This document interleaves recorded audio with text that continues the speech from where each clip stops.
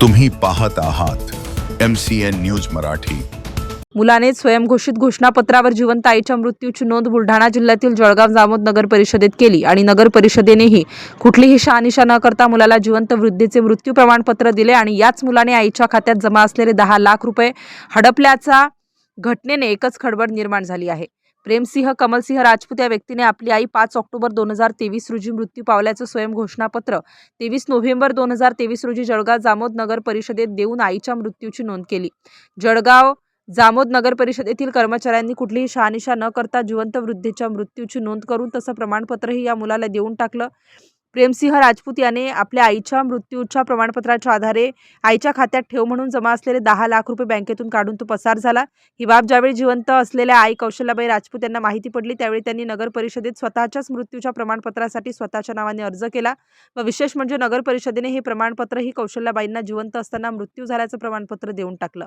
75 वर्षीय कौशल्याबाई यांनी बँकेत चौकशी केली असता बँकेतील 10 लाख रुपये ही त्याचा मुलगा प्रेमसिंह याने काढून पसार झाल्याची माहिती मिळाली। त्यावेळेस कौशल्याबाईंच्या पायाखालची जमीन सरकली। कौशल्याबाई आता एकट्याच एकाकी जीवन जगत असून मी जिवंत आहे असं त्याने आपल्या मृत्यूचे प्रमाणपत्र घेऊन पोलीस स्टेशनच्या चक्रा माराव्या लागत आहेत। 2 महिन्यांपूर्वी तक्रार देऊनही अद्याप पोलिसांनी कुठलीही कारवाई न केल्याचा आरोप कौशल्याबाईंनी केला। म्हणजे स्वतःच्या मृत्यूचे प्रमाणपत्र जळगाव जामोद नगर परिषदेकडे जिवंतपणे मागण्याची वेळ कौशल्याबाईंवर आली। या संपूर्ण प्रकरणामुळे आता स्वतःचं घर विकून बँकेत 10 लाख रुपये ठेवलेल्या कौशल्याबाई या एकाकी जीवन जगत असून त्यांना कुणाचाही सहारा उरलेला नाही। मात्र या सगळ्या प्रकारामुळे कौशल्याबाईच्या या अवस्थेत नेमके जबाबदार कोण? नगरपालिका, बँक प्रशासन, पोलीस प्रशासन किंवा त्यांचा मुलगा? या संपूर्ण घटनेनंतर शासनाची फसवणूक केल्याप्रकरणी नगरपालिका प्रशासनाने जळगाव जामोद पोलीस ठाण्यात दिलेल्या तक्रारीवरून सदर मुलाविरुद्ध गुन्हा दाखल करण्यात आला आहे। सोबतच मृत्यूचं दिलेलं प्रमाणपत्र देखील रद्द करण्यात आलं। 75 वर्षीय महिलेने 9 ऑक्टोबर रोजी पोलीस ठाण्यात दिलेल्या तक्रारीवरून मुलाविरुद्ध देखील आता गुन्हा दाखल होणार असल्याची माहिती आहे। या संपूर्ण घटनेने जिल्ह्यात मुलाविरुद्ध संताप व्यक्त केला जात आहे। MCN न्यूज मराठीकरिता संपादक राजीव वाढेसह गजानन सोनटक्के, जळगाव। करा सर। माझं नाव कौशल्याबाई कमलसिंह राजपूत। माझं मकान निघून मी FD केली होती SBI बँकेत।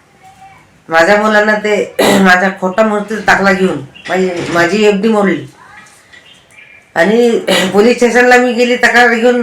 ठाण्यात मी तक्रार घेतली नाही। मला पुढे जीवन जगायचं काहीच नाही। मला मकान नाही, राहायला खायला कुछ काही नाही। मला जीवन जगणं मुश्किल झालं आता। बोला। 2 महिने झाले चक्र मारून तरी मला कोणी काही हे घेतली नाही केअर।